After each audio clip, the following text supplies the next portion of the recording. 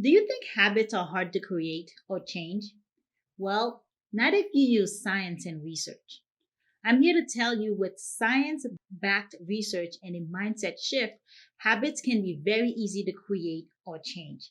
As long as you understand the science behind habit formation and use that science when you are trying to change or create a habit. Whether you realize it or not, a lot of your daily behavior is composed of habits. These are automatic behaviors that you do without thinking. You do them the same way every day. Let's think about all the habits you have that you don't even remember trying to create. Perhaps you put your keys in the same pocket when you walk out the door.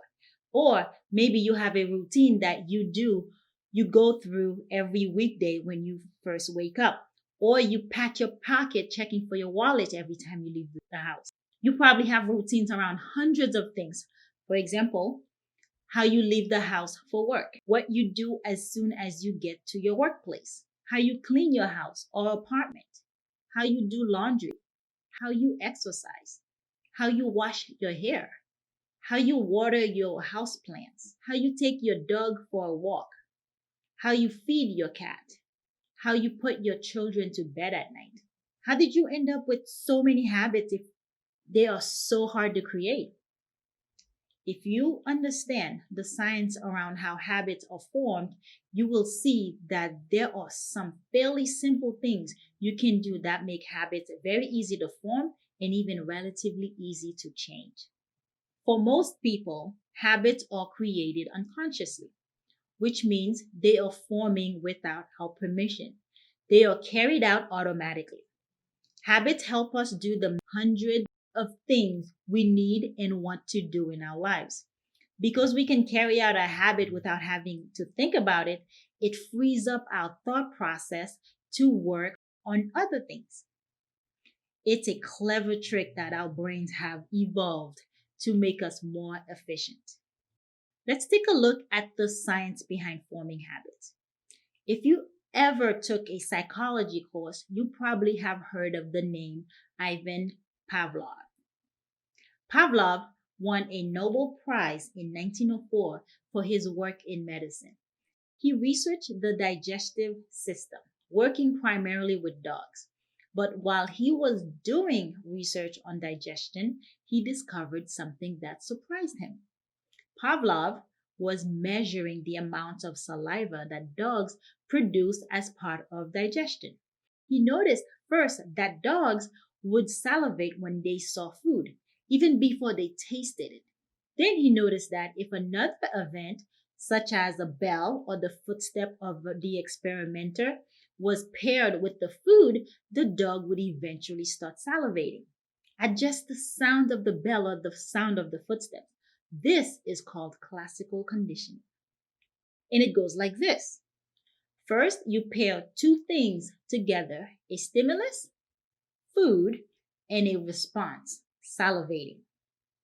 Stimulus one, which is the food, results in a response, which is salivating.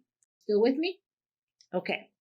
Then you add an additional stimulus. So you have stimulus one, which is the food, plus stimulus two, which is the bell, and that will result in a response, which is the salivating. Over time, you will be able to remove the original stimulus, which is the food, and have just the additional stimulus, the bell or the footstep, elicit the response, salivating. So what happened is stimulus 2, the bell, now gives you the response you're looking for, which is salivating. By now, you are probably wondering what this has to do with habits. You are probably not trying to create a salivation habit, right? Well, classical conditioning is the starting point for understanding automatic behaviors and habits.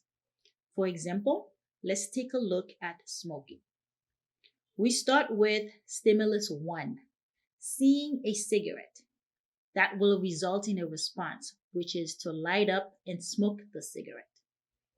Then we add stimulus 1, seeing the cigarette, plus stimulus 2, feeling bored, which will result in the response of lighting up and smoking the cigarette. Then we add stimulus 1, seeing a cigarette, plus stimulus 2, feeling bored, to result in a response, which is to light up and smoke the cigarette, until we get stimulus 2, just feeling bored, to result in the response of lighting up and smoking the cigarette. Notice the shift. What happened? Stimulus 1 is no longer part of the equation, but stimulus 2 is strong enough, it's been ingrained enough to trigger the response.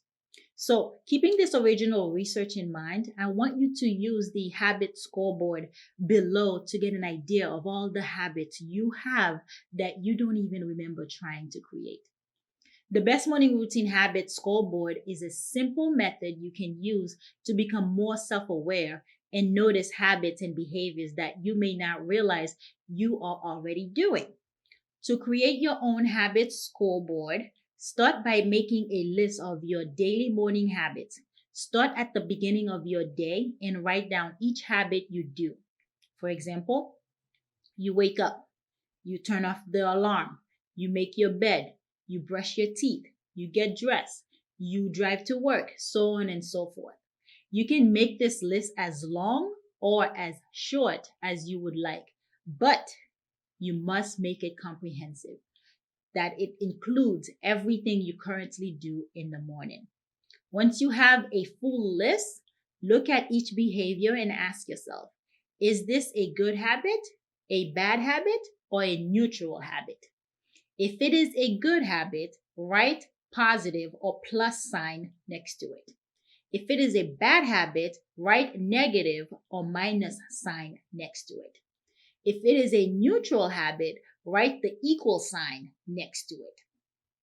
Now, I want you to have fun with this exercise, as the sole purpose is to become more self-aware and notice habits and behaviors that you may not realize you are already doing, because habits are forming without our permission. All right, keep in mind the research I shared with you here, because in the next lesson, we will explore what we now know about creating and changing habits as it pertains to our brain. I'll see you in the next lesson.